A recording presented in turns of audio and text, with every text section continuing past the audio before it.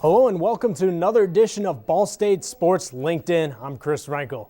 The Cards football team traveled to Purdue this weekend to take on in-state rival Boilermakers, and from the start it looked like the Cards maybe had a chance at winning.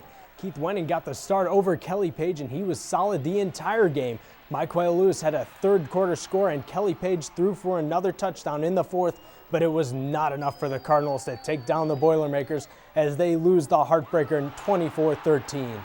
After the game, Coach Parrish said that this was a game of missed opportunities.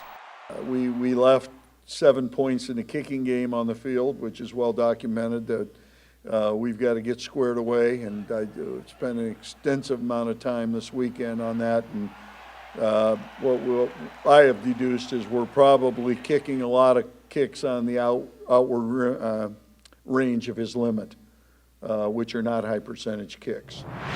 The Cardinals will face another Big Ten opponent in 18th-ranked Iowa this Saturday. Well, one player that you may not know much about is Ball State's Zach Jordan, but he is one of the hardest working players on this year's football team. SportsLink's Melissa Darby and Kyle Binder have the story. My dad says, a lot of coaches talk about players having tools. This guy's he's got height, he's got speed, he's got good instincts. I don't have a lot I might not even have a toolbox, but I have a lot of heart. I keep playing.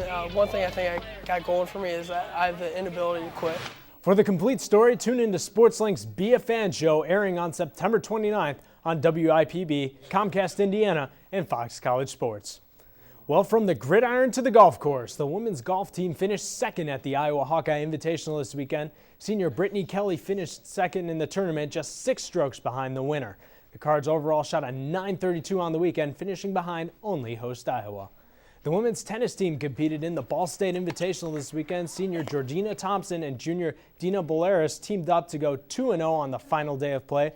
The team of Kylie Johnson and Laura Pickerel also went 2-0 in doubles play. The women's volleyball team traveled to North Carolina for the Tar Heels Classic. North Carolina handed Ball State their second loss of the season, beating the Cardinals 3-1. But the Cardinals rebounded well as they then swept Temple and came from behind to beat Appalachian State. The Cardinals are now 10-2 going into MAC play. Well, from a hot team to a hot player, Ball State sophomore midfielder Abby Melillo earned MAC Offensive Player of the Week honors after scoring a career-high 5 goals this past weekend, helping to lead the women's soccer team past Duquesne. Be sure to follow us on Facebook at facebook.com/Ball State SportsLink. We'd like to thank our partners at First Merchants Bank. For all of us here at SportsLink, I'm Chris Renkel, and now you're LinkedIn.